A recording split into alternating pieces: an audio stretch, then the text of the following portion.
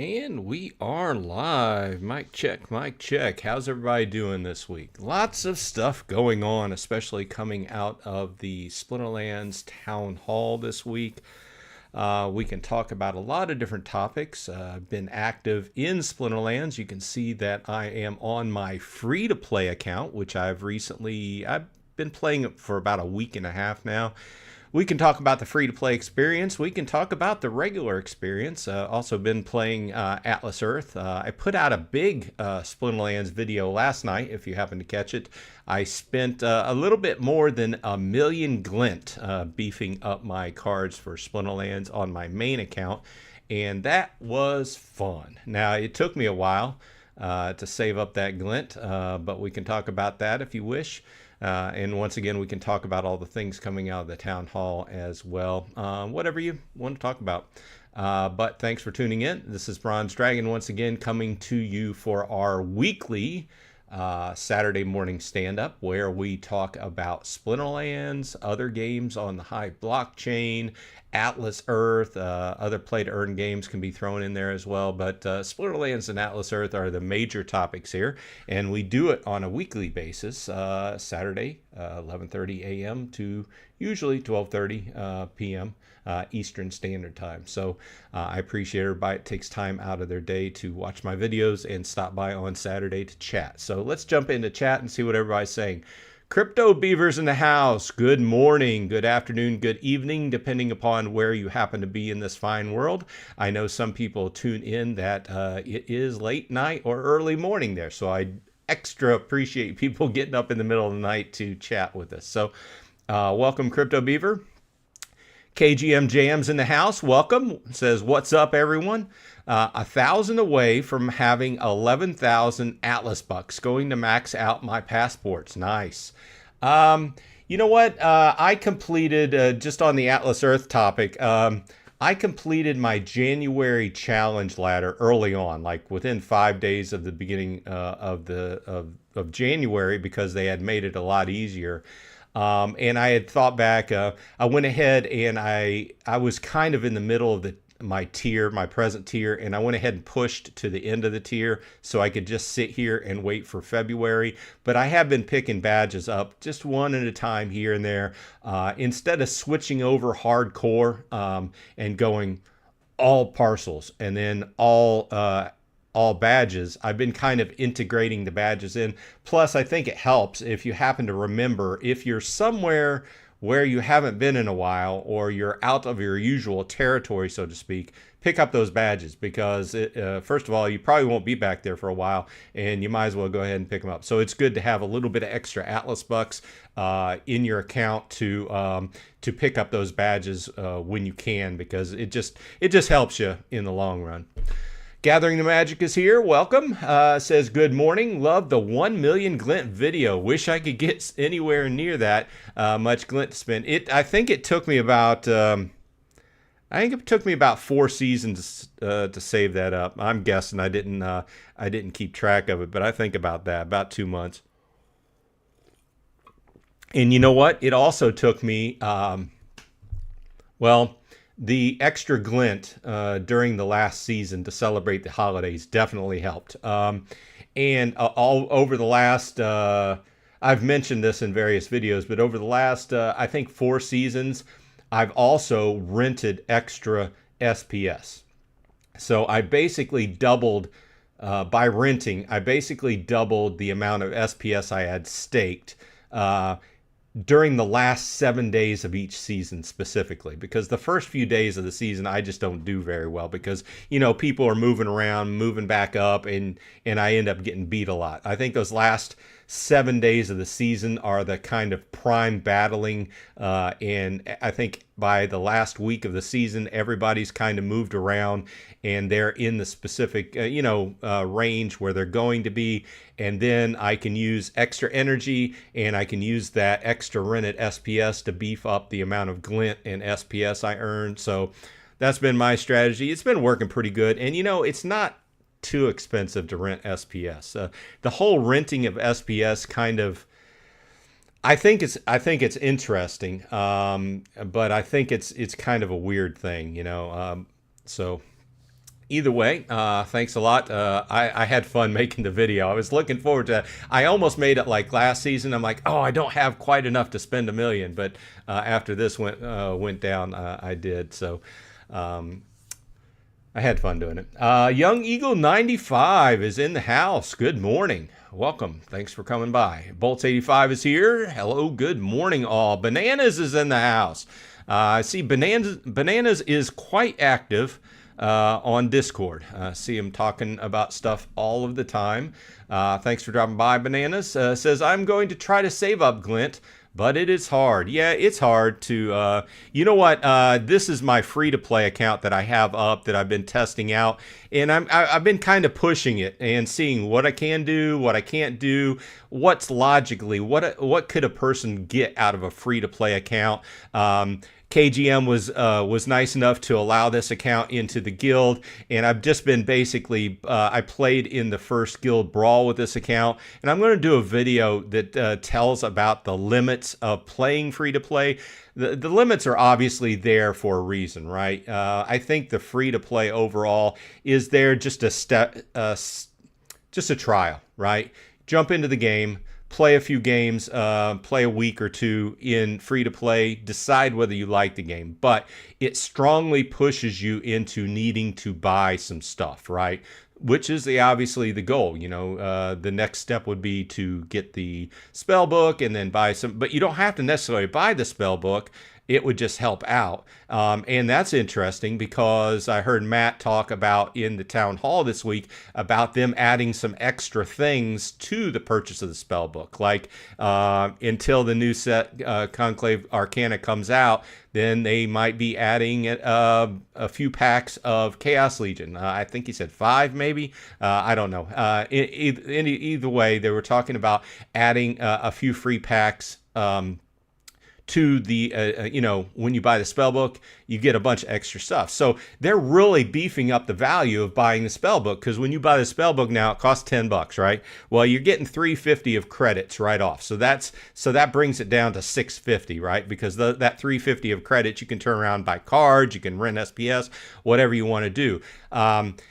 But then that brings the actual price of the spellbook down to $650. Well, if they throw in some packs, man, basically there's all your money right back, and you've got some cards to play with, right? So, and then once Conclave comes out, then they're going to use those newer packs, whatever they call them, the lower level common and rare packs, to fill in. And they were talking also about, instead of one pack being 25 cards and a certain price, then divide those $5, 25 cards, and they're all commons and rares. Instead, the idea is on the table to make 5 card packs as normal, but they only cost $1. So I like that too.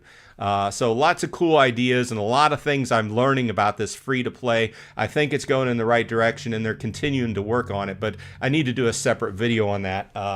But I thought it was interesting because I'm going back and forth, and I always try to look at the game. It's easy as a player who's been playing a number of years. It's easy to look at it continually from my point of view. And I'm not even a big dog, right? And the people that exist on the top end and buy all the expensive cards have a totally different point of view than I do. So I think it's good to stretch yourself out in everything in life. It's good to see other people's point of view. And from a YouTuber's point of view, I continually have to keep my eye on what the game looks like from a new player's perspective, because guess what? We're trying to get new players into the game. So I'm taking a look at this. They talked about, I know I'm talking fast and throwing a lot of stuff out there, but continue, put it in chat what you want to continue to talk about. Lots of ideas came out of this. Well, I don't want to say lots of ideas. They talked a lot in this town hall about stuff they're working on. This is stuff that we've been talking about, and reprioritization and stuff. And I saw people beefing on Discord and everything about the. There was only 2 of them on the town hall talking, and maybe the lack of content or whatever they had to present. I still think it looked like two guys just telling you the truth, right? Obviously, they don't tell us the whole truth, but this team is very much more open about how they're developing the game and how things are tested and kind of devised. Is anybody perfect? No. But most games, you don't get this. I just want to keep everybody aware. Most games, you can't go and buy Diablo, which is a bad comparison, I know. But you can't go buy another game and then you're talking to the developers and the guy who runs the business on a monthly basis. Most of that does not happen in most games. So I want to keep people aware. I know there are pluses and minuses. I just want to say, am I happy with everything? No, of course not. But I prefer to kind of look at the good stuff that I'm interested in instead of continually beefing on the stuff that I think that could be changed. This whole topic of changing Nidhogger, it failed. Do I think Nidhogger is perfectly balanced? No, I don't. But I also don't think that the DAO should be changing cards. Now, like Matt said, it's an interesting point of view that if somebody puts a proposal up and say, hey, this card needs to be changed and these are the details, right? And enough people vote on it and that it goes through, then apparently they're going to pretty much put it through. I don't know. I do know, and once again, I'm not a developer, but I've said this a number of times. I just work in a software house and I'm in IT and I'm an application manager, Salesforce in particular. But I work with a lot of developers, and I know that with their small team, it's got to be very tough to play test all these different cards that come out in a set. And I know I'm running off on a tangent, but people can correct me if I'm saying something you don't agree with or want to talk about. Go ahead and stick it in chat. A lot of things to talk about. Okay, let's check chat. Gathering says, missed the glint boost already. Oh, yeah. That was nice when that kicked in, wasn't it? And it was nice of the team to throw that out there for a holiday gift for us. It helped me buy a bunch of extra packs. So this is my free-to-play account, and I had to separate. You have to have a different email to start up a different account, so I had to work with that. But I have not paid anything for this account, and so far I've been trying to spend 24 energy per day and see what I could get out of it. And after a week and a half or so, let's go to owned. These are the cards that I've been able to earn on this account in about a week and a half. Okay. So as you can see, there's a couple rares here, the shark, a couple of the rares, but the rest are commons, and I'm just working on the commons. I think that I can get about 1 to 2 commons per day playing with 24 energy, and every couple days throw a third one in there, or maybe save up and get a rare. That's been my experience. And I think over time, first of all, I will say that free to play, I don't believe you're going to be able to get outside of Bronze 2, okay? Unless you go in and you start buying or renting cards or having people loan you the cards to play. And the major stumbling block there is obviously, as we always talk about, is the summoners, okay? Because that's one of the main stumbling block I hit immediately when I joined the guild and I tried to do a brawl. You don't have any summoners because you can't use the free summoners that they let you use. If you play free to play, you get the basic Chaos Legion summoners, and you get a very small selection of cards. And I pulled this. I'm going to start up a game here so we can watch this. So we can see we've got maneuvers, and we can pick fire or water. He's been playing earth and death a lot. So let's go with Kelia. I only have 16 mana. You can see that this are the basic cards that I have to choose from, and there's a few here that I've earned: the Skink, the Conscript, the Elder, Those were not stock. Those I've earned over time. So let's go ahead and put together a hand. I've only got 16 mana. You know, I'm going to throw up Demon Shark. That uses my majority of my mana. I've got 4 mana left. Let's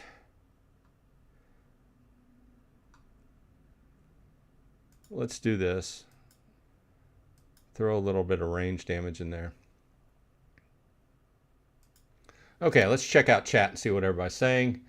Young Eagle 95 says, what did you think of the town hall? I kind of talked about that a little bit. Well, obviously there wasn't anything like huge big announcements. They talked about a lot of the stuff that they're working on, and it looks like that I'm going to get beat here. But we can play another one.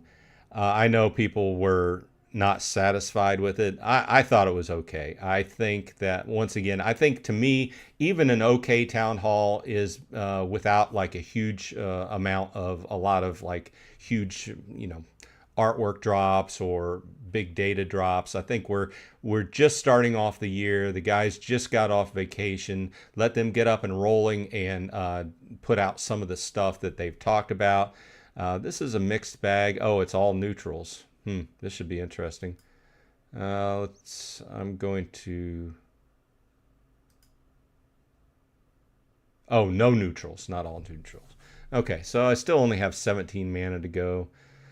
Let's try this a different way. Let's go in with the Cruel Cephalopod. No, you know what I'm going to do? I still want to put that Demon Shark up there. I'm going to go in with... Can I do this? No, that's 1 mana too much. And no neutrals because I have a 2 mana. Okay, I'm going to take the healing out.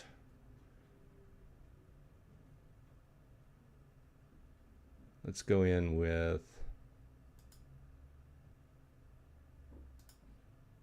Let's try this. Oh, you know, he's going to win. He went in with the Cursed Wendigo. Yeah, he did. Yeah, it's... What I've also found in free-to-play is it very much pushes you to either, after you start playing and you get out of wood, which is what they used to call novice, and then you start working your way through Bronze 3, you don't really see this, but once you're up into Bronze 2, you start seeing people that are playing... it's hard to stay in Bronze 2 with only 1 BCX cards, okay? You start seeing people who are renting cards or are buying cards, and immediately after you start seeing some of these more powerful cards in their hands, you know, you just lose because you're just fielding cards that are not as powerful. And you spend a lot of time just barely in Bronze 2 getting knocked down to Bronze 3. And this will do one of two things to you as a new player. Either it'll frustrate you and you'll just quit playing the game, or you'll decide what the company wants you to do is to go ahead and buy the spell book and buy some cards, right? But like I said, I've continued to play this, and I'll probably go for I don't know, I might go for a full month just to see the ultimate boundaries that I can push a free-to-play account. And then I'll probably buy the spellbook, because as it seems, they're still working on it. So, and they're working towards the app. They've got a third-party company working on the app. So that was interesting as well, but they didn't have a date on it. But it's all work, you know, and their main focus is getting, you know, making the process and getting into the game easier, getting new players in, getting them up and rolling with they talked about a what do I want to call it, like an instructional type deal, where the character, when you come in, you can go through this phase of playing games, and it teaches you how to play. So a tutorial, so to speak. I like the fact that they talked about making another portion of the game where you're playing a PvE type event. And also, I really like the whole boss fight type idea. So a lot of cool stuff. But as always, it just takes the people person hours, work hours to get it done. Okay, let's go ahead and jump back in chat. Seems like I'm talking too much. Bolts85 says something interesting. I'm excited for my brother. He finally got his 91 plots up and running. Nice. I have 3 plots that are not up and running. I have the rest. I have 15 plots that are up and running, and the rest 3 plots that are not. I've talked about this. Picked these up a couple weeks ago over the last few weeks, and I do want to do a video about. Excuse me. One of the side effects of drinking a carbonated beverage. I do want to do a video about what it takes to get a plot of land up and running, because we did a lot of coverage about this early on when land first came out, but then it kind of died down because we've been in a doldrums because of land and not a whole lot's been done. So with new people coming into the game, I did want to do kind of another tutorial, or not so much a tutorial, but I'm going to take one of my new plots of land and I'm going to run through the process in a video. I almost said short video, but for people who watch my videos, they know I don't really make short videos. I talk a lot, I guess.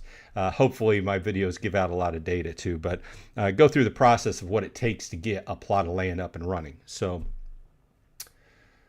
I'm looking forward to that. KGM Jam says, spin glint as fast as I make it. Well, you know, there's something to be said for that. You continue to strengthen your deck over time. Definitely. Paul Taylor's in the house. Welcome. Thanks for dropping by. Wibble's here with the big wee. Good afternoon. Gathering says 91 plots is no joke. That's for sure. And that takes a lot to get up and running, especially if they're fully spec'd out, you know, because if you fully spec them out, then it's 50,000 DEC per plot. And to me, that's the big thing. So obviously you can, the sky's the limit on what kind of cards you want to buy to put on them. Obviously the older and rarer, higher rarity of the cards, and if they're gold foils, you get more production points, which those cards can get pretty expensive too. But to me, with my approach being that I've been putting gold foil commons and gold foil rares on them, the major cost has been that 50,000 DEC per plot. So it's one of those things I would have to talk about on a video.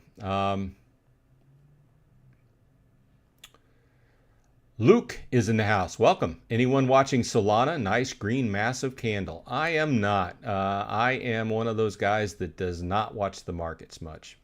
My brother watches the stock market and somewhat some of the crypto, but I prefer, obviously I like to make money where I can, right? But I approach these coverages that I do online from just the gameplay perspective. Plus, I don't want anybody coming back and saying, oh, you told me to buy whatever, and I bought it, and now I'm losing money. So I never wanted that to happen. So I always try to approach these things from a gameplay perspective. But if you're making some money, that's good. It's also good for the market, right? If generally speaking, as crypto goes up, then, you know, I think we've proven that SPS and DEC are decoupled from like Bitcoin and stuff, because I think they largely just go up and down in value. Obviously there's some manipulation, some big players manipulate it once in a while, but I think the value is generally pushed by different things that come out within the game, like card sales, and I'm sure that things will go up whenever Conclave Arcana gets ready to come out. And oh, that was an interesting point this week as well, because we were all looking at the April month for the release of Conclave Arcana, but apparently that's when the pre-sale happens, and we should be more looking at May for Conclave Arcana to come out. But as always, things change. So I'm looking forward to it. Obviously, I'm a card player since I started playing Magic the Gathering back in the mid 90s, and always love to see new cards. I have some kind of change put aside to buy some card packs. Am I going to buy as much as the big players do? No. But I'll buy some packs and do some openings. I do want to kind of position myself to be able to play some matches in modern. I think I'm going to still primarily be a wild player, since I think that it's going to represent a huge shift in the demographic of the game. Okay, a lot of people are like me. They have most of their collection is Chaos Legion due to the prices. And as we've noted, for good, or I think it's for the good of the game, as far as the prices of Rebellion are more expensive. They stayed up, but that tells you, hey, if I buy a pack, then there's a good chance the value of those cards I get out of the pack are going to be pretty decent, right? So that's good for the game, but it also represents a higher, price point to get into and play the game. So, I'm not going to pretend I'm a professional at this. I'm just kind of noting what I'm viewing. But I will say there'll be a huge shift. I think everybody's expecting it. When May comes around, Conclave drops, we start opening the packs. What it means to play in Modern changes. I think there's going to be a lot of people that will be forced to go to Wild. But, those people that do stay in Modern will reap the benefits, because those SPS pools that are designed to feed those people in Modern will be giving out better bunches of SPS per win, right? So, and then, on the flip side of that, those of us primarily, excuse me, got something in the back of my throat. Those of us who primarily play in Wild will probably notice a decrease in what we're making. And to pile on to that, I don't know, crap sandwich or whatever, we're paying a fee to play in Wild. The payouts for playing in Wild are going to go down. And for people like me who pay to use like Archmage, we're still paying that fee. So when this changeover happens, a lot of us are going to have to, I'm going to have to go back and look at my accounts and see, is it actually worth paying to play in Wild? This is something that we have to do every time there's a major change, So there's that. Lots to talk about. I am looking forward to the new set coming out. I know it's going to shake things up, and obviously I don't think any of us can forecast exactly what's going to happen. Those people that can afford to play in Modern, they'll be reaping the benefits, though, but it costs a lot of money to buy all those new packs. But with that said, I love popping open packs. Terradraz is in the house. Welcome. I know I'm just catching up with chat because I've been talking a lot. Gathering says, Alex saying Saul is going to 800. Listen to Alex. Not investment advice here. Banana says SPS will be entirely different when and if SPS prices go up considerably. I agree with that. And I'm one of those people that fall on the side of the argument that I think we have too much SPS out there. Obviously, that argument completely changes if we get a bunch of new players in the game. But I fall under the umbrella, so to speak, that I think that less SPS would be better, even to the point that at one point in the future, SPS went fractional like Bitcoin, But, what do I know? I'm not going to pretend that I'm an expert in these. So I'm just going along, playing the game as people do, and soaking them up. Let's see what's SPS going for today. Haven't even looked. I have been following my standard. It's down to 70. So it's not looking good. But with that said, I've been continuing to dollar cost average into SPS and buy a little bit per week. So I found that I think that I'm invested enough into the game that increasing my SPS slowly over time has helped me out as far as what I'm winning in the game. It increases the SPS you win in the game. It increases the glint you win in the game. And I think it all just comes down to if you believe in the game. Okay. And so I found that instead of, a lot of people, going back to the land talk, I think at this point, if you are trying to just earn SPS off of land, and that time period is quickly dwindling because when the next release in land comes out, which will be March, then a lot of us won't be able to make SPS off our land. Okay. So that's going to be coming to a halt. That's something that a lot of people are not talking about. So there's that. But with that said, I think the use of money right now is, if you believe in the game, just buy a little SPS. But that's what I've been doing. That's my take. Not investment advice, but it has helped me over time. Let's do another battle. Once again, this is on my free-to-play account.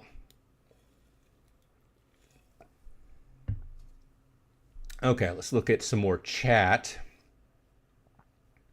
Gathering says, you have enough glint for a gold foil common draw. Just saying.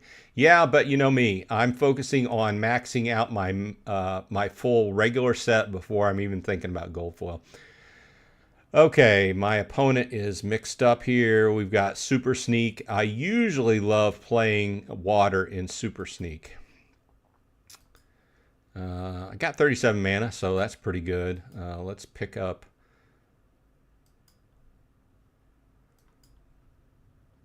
And you know what I'm going to do is I am going to throw in that giant alpine skink in there, right in front of that deep lurker. Okay, I've got a few more mana left. 4 more mana. Let's throw... you know what I want? I think I need some healing in here, and then I'm going to throw the hardy stonefish in the back for 1 extra damage. Oh, I felt so good about that hand. Once again, this is one of those things that you get into Bronze 2 with a free-to-play account, and you lose most of your matches. So let's go on to chat and see what everybody's thinking. Bolt85 says, if you want things to get a bit spicy, I'll throw this in here. Peace Silence, $2 packs. I didn't agree at first, but now I'm up for it. Yeah, I forget the details about what he was talking about. On the topic, though, I generally think we were talking about this the other day in chat, somewhere in Discord. I think that there's a possibility that if you make packs too expensive, you're going to price people out of the game. I like the idea that they're making the cheaper packs with only commons and rares in them. It's easier for people coming into the game. I think that once you get over the $3 price for a pack, then you're pricing a lot of people out. And I think that generally speaking, the packs should be kept at $3 or below. I do like the idea that they're fielding as far as having the legendary packs where they cost extra, but you know you're getting legendaries, stuff like that. I agree with it. I like having more options than fewer options, right? There's a whole conversation, and this is kind of getting off the topic, but the whole let's see, when you go for the shop, the legends that were for sale and has concluded, I was kind of less than happy. A bunch of cool cards, I'll give them that. The artwork was cool. For the majority, I don't know, a lot of them struck me to be like more costly than what they were worth. But I didn't dig in because I saw they were so costly that I didn't even seriously consider buying them. So, you know, there's a lot to talk about. Obviously, the more options we have, the better. And I like that. Those cards, they didn't even pay back the amount that the DAO paid the team to make them in the first place. Okay, we were anticipating that they would. I think in those situations, if they go back and they do this kind of thing again, I think they should price it down. There are a few of like the legendaries I like the idea of, but at $50 a piece or whatever they were, I'm like, I can't pay that. I just had to replace my truck. My money is in a different situation. Everybody's checkbook changes on a weekly basis, and a lot of us love to play card games, but we don't have this huge amount of money to throw in and pay $100 or $200 for a card to be useful. You say, well, it's just $50 for a copy of a card. Yeah, but that's at 1 BCX. If I'm playing at Diamond League, then I'm going to need to buy multiple of those for it to even be playable for me. So then you're talking about several $100s on the card, So while I think the cards are cool, I think that in the future, if they redo that, they need to price them down a little bit, make them a little bit cheaper, and more people will bite off on them. Okay, let's see here. Banana says free to play is just a way to see if one wants to spend the $10 to get started for real in this game. $10 doesn't get you much. It's a barrier for someone with no idea what the game is. Yeah, I agree. I've spent, I think over time, I think I have 3 accounts with spellbooks now. So yeah, I know it's a little bit different than other games play, but they had to have some kind of barrier there. Otherwise, and this is going way back when we had those huge, massive bot farms. They had to make some kind of money off of it. So the primary money that I saw that they were making off those was that $10 for every bot that the bot farm wanted to run, which brought some money in for them, right? But I agree, and it'll be in my summation video. It's just a trial period, right? There are some ways you can get about it. You could just not even buy the spell book and just buy a bunch of card packs or a bunch of singles, right? But obviously $10 isn't much in the big picture of things, and it just represents the next step from free to play. Okay, what do we got? We got Fog of War, we got 39 mana. I think that I am going to go in with Death. I'm going up front with Cursed Windiku. I'm going to throw Dampier Stalker in there. Silent Shavi in front of him. I'm going to... let's see here. I'm going to throw in Supply Runner. I hate it. It's 1 BCX. He doesn't have the speed, but he's still got 2 damage. What else? I'm going to throw Disintegrator in at the second place just for Demoralize. I've got 4 mana left, and I'm going to throw the Urjack Elder in the rear with Camouflage. Oh, let's see how this goes. Okay, back to chat. Young Eagle 95 says, the team has been working hard, but the problem to me is delivery. They just stumble over and over to get content out. I love the game and the community. I've been here for years, but to be honest, but this town hall like me feels bad. Yeah, I agree, but this is the way I took it. And I lost again. So as you can see, it is, I'm just looking. Yeah, it's another good situation. I just keep losing, and you'll get in this situation. I think that the free to play primarily is playing in Bronze 3. Once you get above 2, it's pretty tough to win without going ahead and buying some cards to throw in there or buying the spell book. Okay,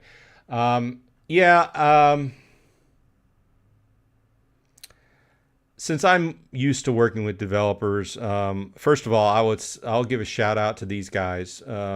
These guys are a lot more vocal and easier to talk with than most developers I work with. A lot of the developers I work with are very smart, very good at what they do, but also kind of like to stick to themselves. Would be very happy if they could just go over in a corner and sit down and do their job instead of having to. It's outside their comfort zone to get up in front of a bunch of people and talk, right? And I think this whole situation has forced him and Investigator to get up and kind of put themselves outside of their comfort zone, which I give them props for. But as far as the main content, it just struck me as we're still working on what we've been talking about, guys. We've just reprioritized, and some stuff is just taking longer because we've only got 5 people working on it, right?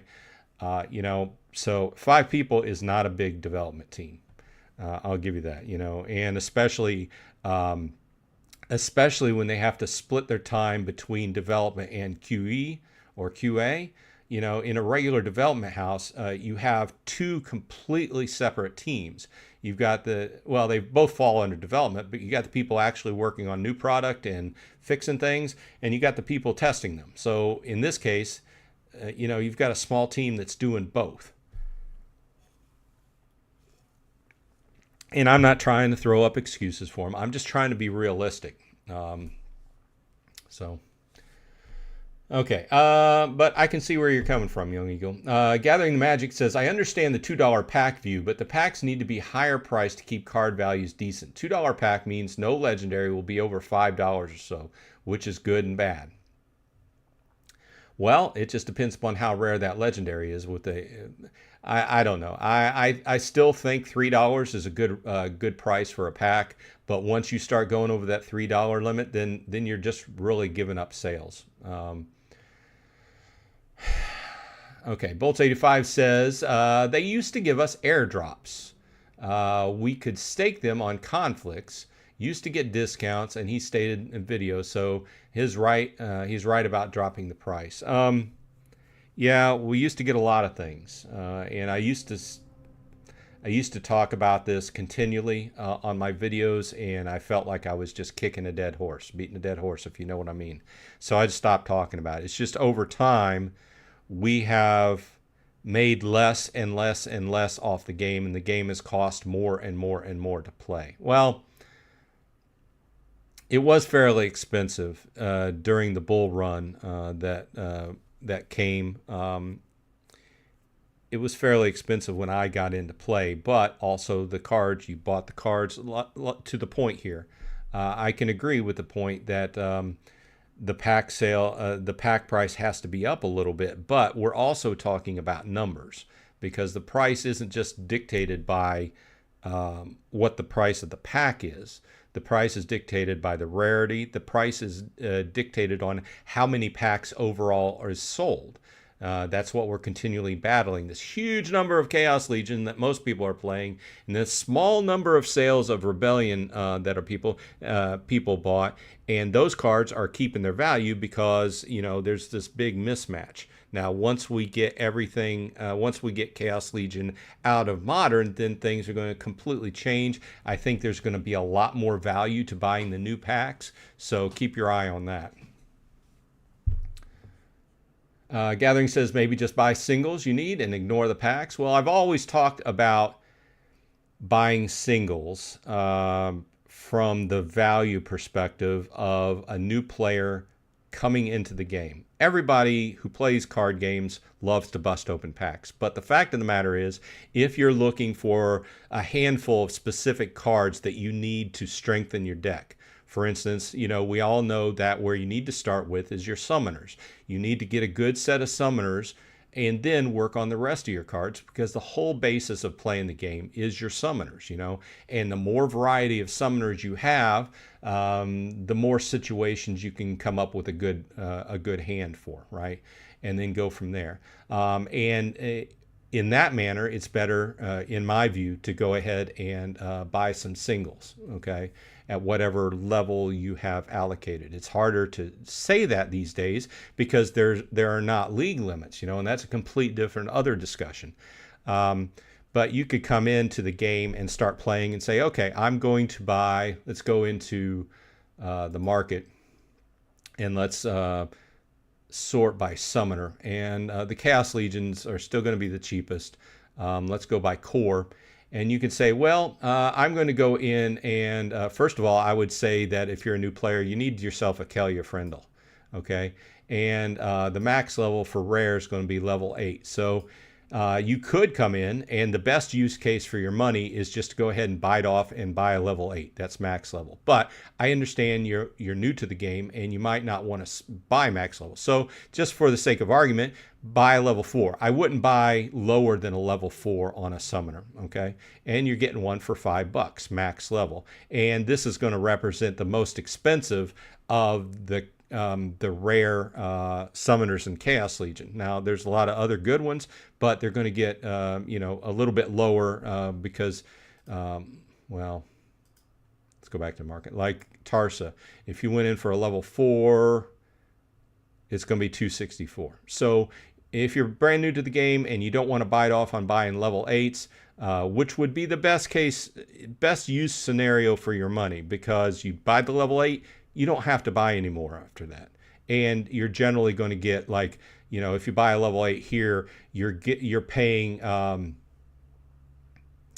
8 cents per copy of that card. Versus if you buy a level 4, you're paying 11 cents per copy. And that doesn't sound a lot, but it does build up. And if you are going to go in, and you could just bite off, and you could buy a max level Tarsa, Kellya Obsidian, Thaddeus Brood, and General Sloan. Those are the basic ones. Let's separate by rare. These are the basic ones in Chaos Legion. But these represent the cheapest ones, but these are also the ones that come May are going to roll out of Modern, and you will no longer be able to use it. Now, let's, comparatively speaking, let's look at what the Rift Watchers are, or not Rift Watchers, sorry, Rebellion. We go into Core, and we look at the Summoners, and let's just look at the rares. And if you go in to buy this set of rares, obviously Avena is going to be the most expensive, I believe. But if you go and look at Prophet Rosa, you can't even get a max level. A max level Prophet Rosa rare, 115 copies, you can't even get a max level, because the highest one here is a level 5, and then there's not enough BCX here. And if you added it all up, it would be very pricey. So you can understand, and the reason I'm throwing this up there, let's see what, so here's a max level Avena, $90. Okay, comparatively speaking, you can see the value in the Chaos Legion and why they're so cheap, right? They're cheap because they were way overprinted, and the way they went about selling that card set has proven to be detrimental to the game. But I just wanted to give you some comparisons here and some things to think about if you're relatively new to the game. Those of us who've been playing for a while still have a lot of this stuff rolling around in the back of our brain that we're thinking about leading up to May. What are we going to do? Are we going to play Wild? Are we going to pump a bunch of money into new card packs? I would imagine that the prices of the new card packs, if Conclave Arcana proves to sell more than what Rebellion did, then the prices might be a little bit lower. I still think that the way they're going about it will be the same way as they did Rebellion, so the prices will maintain. But the fact of the matter is, if there's more liquidity on the market of them, then the prices should be a little bit lower, a little bit more competition.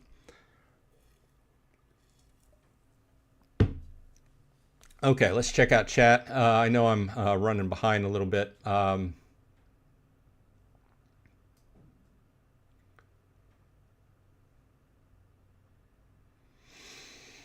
Let's see here. More talk about the $2 packs. I didn't get in on the $2 pack conversation. I think $2 is a little bit too low. I like the idea of the cheaper pack prices for the common and rare packs. I like the higher price pack if you want to go for legendaries. I think $3 is fair for a pack, and I'm used to buying other, Pokemon and stuff like that.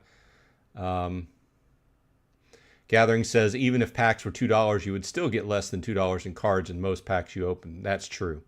But I don't know. We'd have to look at the value of what Rebellion. Let's go over here. Let's refresh. Let's see what Rebellion packs are going for.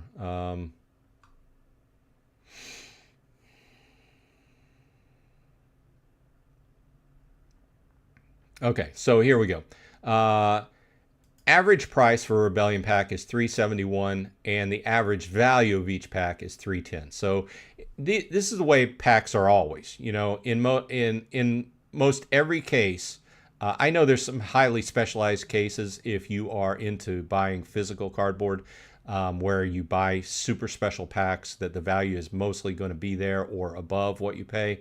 But in most card packs, this is the way they make money, right? They can't put more into the packs than what they sell them for, okay? And a lot of this value is driven in the aftermarket, how this card ends up being like, look at Tofu. Tofu was, if we bought a Tofu when it first came out, great value. Nobody estimated how good the card was going to be, how arguably overpowered or whatever. And now if you want to buy one, you have to put a second mortgage on your house, right? So, but I think the value is there, and I think they're going to keep doing it the same way. But I think a lot of that depends upon the numbers, how much people buy and how much actually goes on to the market. So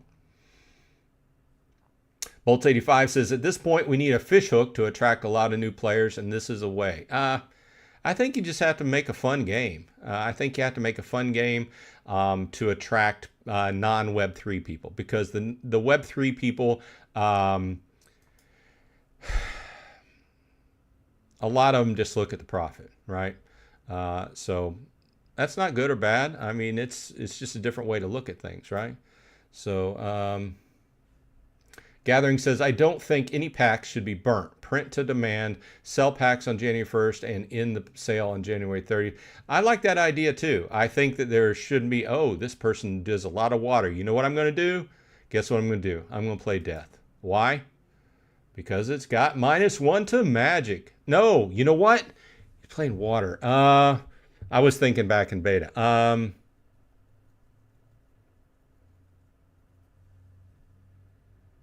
I'm still going to play Death, you know? I'm going to throw Curse Windiku up front. I'm going to throw Disintegrator in the second. I'm going to throw Dampier Stalker back here. I'm going to throw some range damage in here. I'm going to throw Silent Shavi back there. One more card. Got plenty of mana. Don't have enough high-level cards to throw in there. Urjak Brave provides immunity to magic debuffs and cripple. You know what I'm going to do is I'm going to throw Takatag Conscript, which I think is kind of not a great card because it's got a weird combination of power. But let's go ahead and see who wins there. Come on, I need to win a battle. Okay, let's check back with chat. We're getting towards the bottom of the hour. Once again, thanks everybody for joining me. It's been a lively conversation.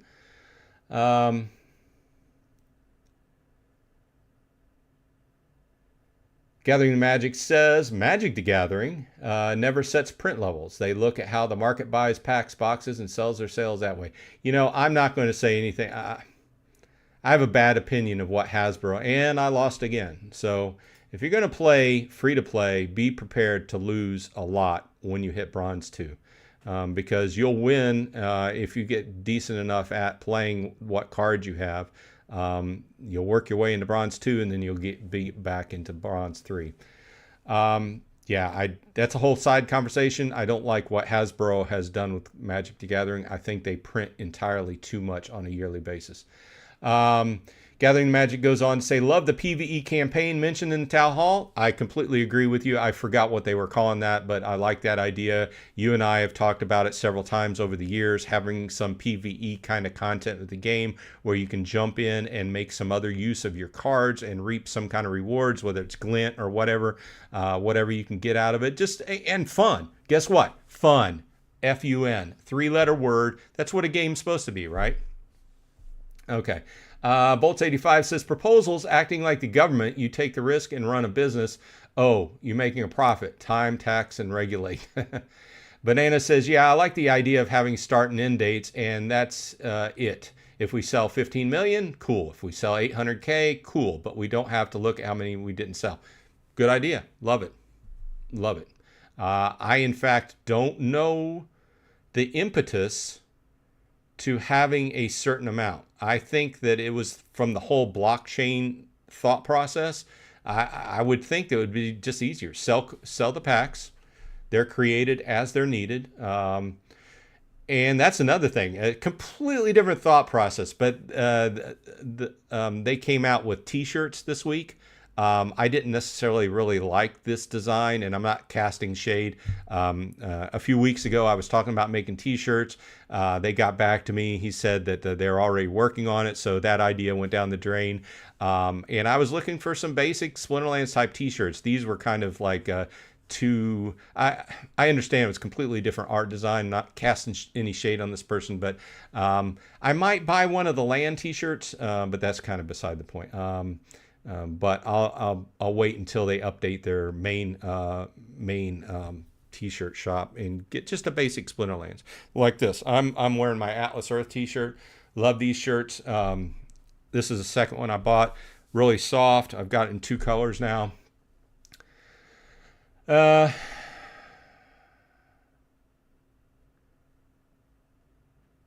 Just checking out chat. Yeah, when we actually get it, 2029. Banana says you could have to spend 50,000 on each one. You'd buy like 91 Rooney. Audie's World is in the house. Welcome. We are about towards the bottom of the hour, but welcome and thanks for dropping by. Gathering the Magic says you can spend us as little as 1,000 DEC per plot to get it up and running with a gold foil epic and slowly build it up. Don't worry about maxing plots right away if you can't afford it. Slow and steady. Yeah, you and I have differing views on this. Yeah, I agree with you. Can it be done that way? For me, I think that if I go ahead and max it out and start it up like I do it, then down the road, I don't have to worry about adding more. I just came out, I did it, I got it up and running for my strategy of what I want to get out of it, and I don't have to worry about continually go back and, oh, well, this card, I have to upgrade this card and so on and so forth and put more DEC back. Is it possible? Yes, I grant you that, but not my strategy. Gathering says my strategy now is to save up about 5,000 DEC, 4,000 DEC for a gold foil epic, and the other 1,000 to stake it on land. Banana says, I only work 2 plots. I should try something like that myself. Do you mean a max gold foil epic? Gathering goes on to say, I can't wait until Chaos rotates out and people see what they have to play in Modern and all go, oh shit, yeah. Well, you've talked about that. We've all talked about it. We've talked about it enough, so if you watch videos, you should have heard about it and been thinking about it. It's going to be a massive change. And I fear that I like the changes coming in with the cheaper packs, because what I fear is people coming into the game, they're funneled towards playing Modern. And when this changeover happens, they will no longer really have the option of buying Chaos cheaper cards. They have the option if they want to switch to Wild, right? But they'll just be funneled to say, hey, you're a new player. You've got to buy $1,000 worth of packs or whatever singles to get up and running. Do you have to buy that much to get up and running? No. But you know as well as I do that you can bite off things in little chunks. Or if you, like my prior conversation on buying max level Summoner, if you buy it up front and you've swallowed that pill, you don't have to go back and pay more and pay more and pay more per copy to go ahead and level that card up. So there's an argument for getting up, getting up and running for a small amount of money, but then over time, everything gradually costs you more and more and more versus getting in and buying summoners. And, you know, I did the same thing. When I first started playing the game a number of years ago, I bought a level 2 Ulrich or a level 3, something like that. And gradually over time, I had to build them up and buy my other summoners, and I couldn't afford to buy, you know, max level. I'm just putting out the idea of over time, what is more money efficient versus what most people probably have the money to do at the time, you know, when you're a brand new player. KGM JM says right now it's $5 for 5 cards, any rarity. Sell $1 packs for 1 card, any rarity. Same thing, but much more affordable and would increase sales over the $5 packs. I do like the idea of the, you know, the $1, 5 cards in a pack, rares and commons. And I also like the idea on the other side of that of the more expensive pack, and then you get legendaries. So, but I think the common and rares would help people that are new to the game get in, get up and running and playing within Modern.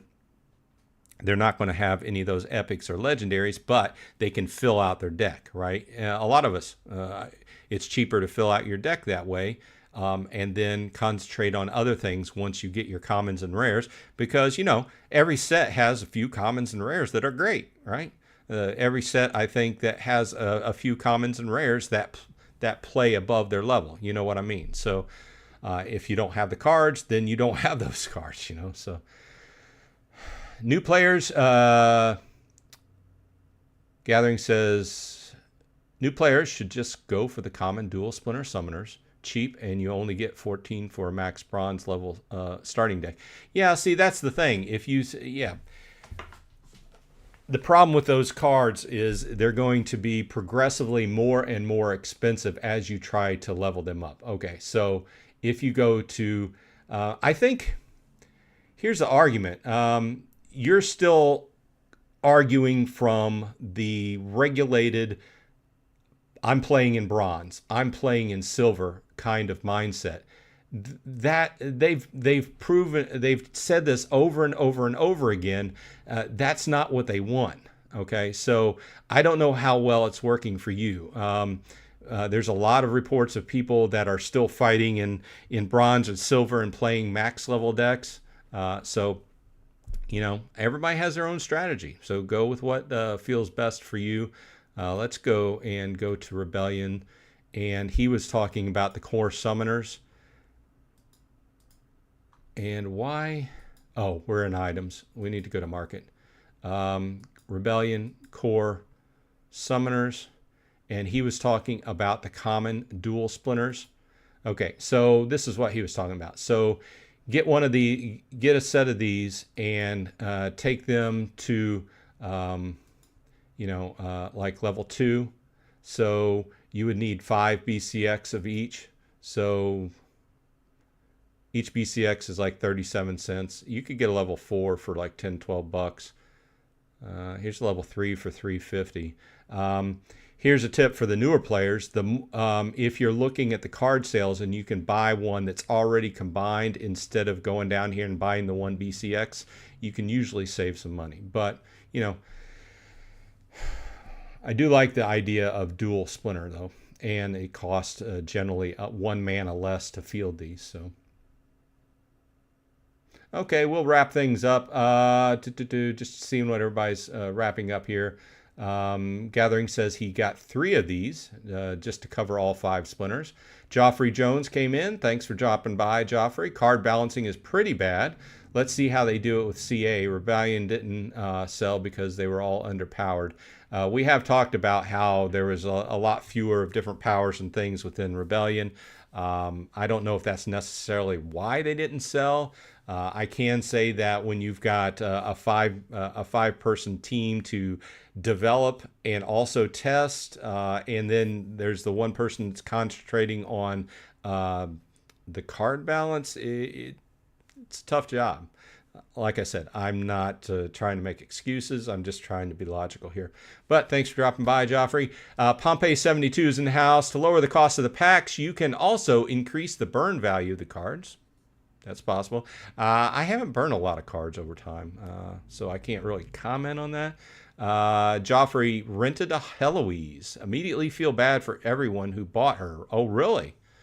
I haven't played with her, and I haven't looked at what she was doing. I thought she was supposed to be pretty powerful.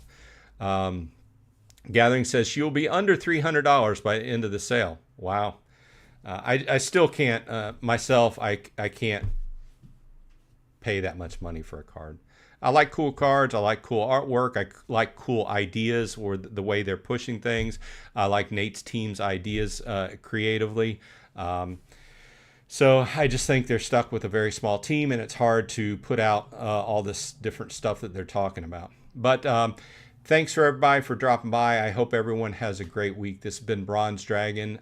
We didn't talk a whole lot about Atlas Earth, but I'm still active in Atlas Earth. I'll still be putting out videos about Splinterlands and Atlas Earth going ahead during the year. So keep an eye out on that. I hope everyone is happy and healthy. And hey, I'll see you in Splinterlands or Atlas Earth. Have a great week.